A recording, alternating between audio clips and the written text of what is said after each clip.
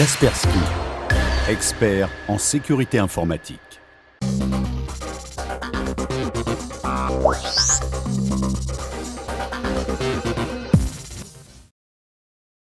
Bonjour à vous tous et bienvenue dans Cybercrime, ce rendez-vous unique et exclusif sur le web. Cybercrime, c'est toutes les 2 semaines, toute l'actualité de la cybercriminalité. Jérôme Colombin, bonjour. Bonjour François Sorel. Et l'actu, cette semaine, c'est Wikileaks, le site aux 250 000 révélations concernant la diplomatie américaine, vous le savez, qui a fait beaucoup de bruit. Wikileaks qui fait l'objet de toutes les attentions, les États veulent faire taire Wikileaks. Seulement voilà, des internautes ont décidé de prendre la défense du site Wikileaks. Oui, c'est la rébellion, comme on dit, et cette rébellion a un nom, c'est le déni de service. Alors qu'est-ce que c'est que le déni de service ?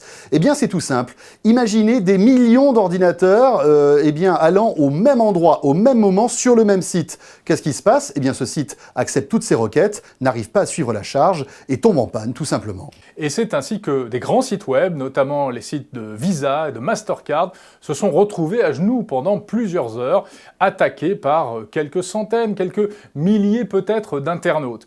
Finalement, c'est assez facile aujourd'hui de se transformer en pirate. On trouve librement sur Internet des logiciels comme le logiciel Loic qui permet de mener ce type d'attaque par déni de service. Alors on peut dire que c'est une cyberguerre, Jérôme, finalement, tout ça. Mais est-ce que cette cyberguerre a un sens ? Est-ce qu'elle sert à quelque chose ? Et est-ce qu'elle est vraiment dangereuse, en fait, pour ces sites ? Oui, alors cyberguerre ou cyberguérilla, tout simplement.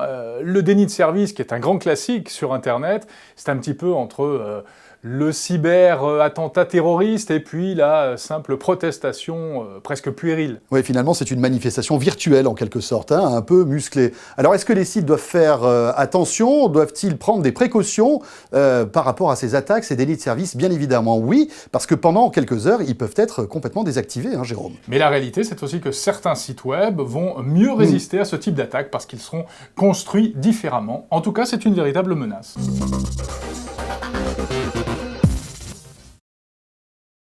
Merci d'être avec nous dans Cybercrime. Jérôme, tu parlais il y a un instant de ce logiciel Loic qui permet en 2 clics de provoquer des attaques par déni de service sur des sites un peu partout dans le monde.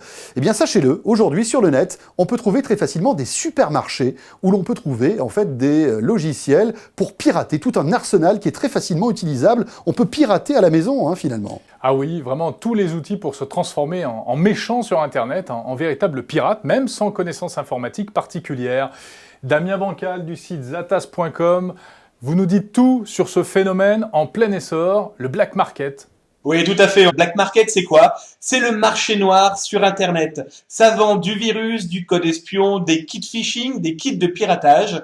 Et dernièrement, on vous a même trouvé un site Internet qui vend des scans. Accrochez-vous bien, des scans de faux papiers, permis de conduire, passeport, pour 140 pays. Alors c'est vendu entre 20 et 40 $.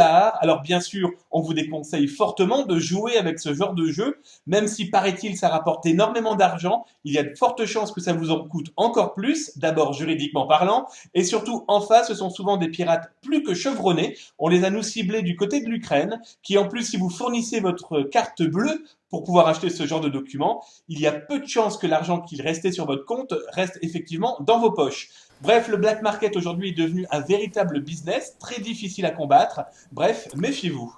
Eh bien, Damien Bancal, merci beaucoup. Rappelons que vous êtes le fondateur du site zatas.com, un site spécialisé justement dans toute l'actualité de la cybercriminalité.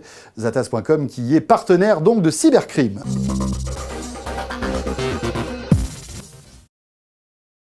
Et pour terminer ce rendez-vous, voici le conseil pratique de Cybercrime. Oui, et on parle aujourd'hui du phishing. Alors le phishing avec un PH, attention, de quoi s'agit-il ? Eh bien, peut-être avez-vous déjà été victime de ce genre de problème.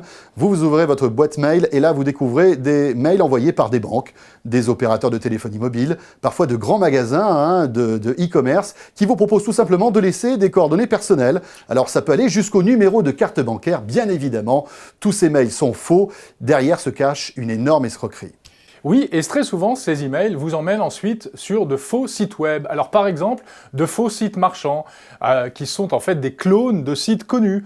Bien souvent, des offres commerciales très intéressantes. Évidemment, il ne faut surtout pas laisser son numéro de carte bancaire sur ce genre de site web. Et puis, sachez que vous pouvez aussi vous amuser très facilement à créer du phishing sur Internet. Oui, mais enfin bon, pour c'est plutôt déconseillé. Voilà, pour essayer de créer des revenus. Eh bien, sachez que bientôt, tout ça sera puni par la loi et sévèrement. 20 000 € d'amende et jusqu'à 2 ans de prison. Donc on ne rigole pas avec ça. Et oui, c'est une nouvelle infraction qui vient d'être créée et qui s'appelle le délit d'usurpation d'identité. Voilà, c'est avec tous ces conseils que se termine ce 2e numéro de Cybercrime. Merci de nous avoir suivis. On se retrouve bien sûr dans 2 semaines. Et puis d'ici là, n'hésitez pas à nous retrouver sur la chaîne techno.com. Salut à tous. Ciao, bye bye.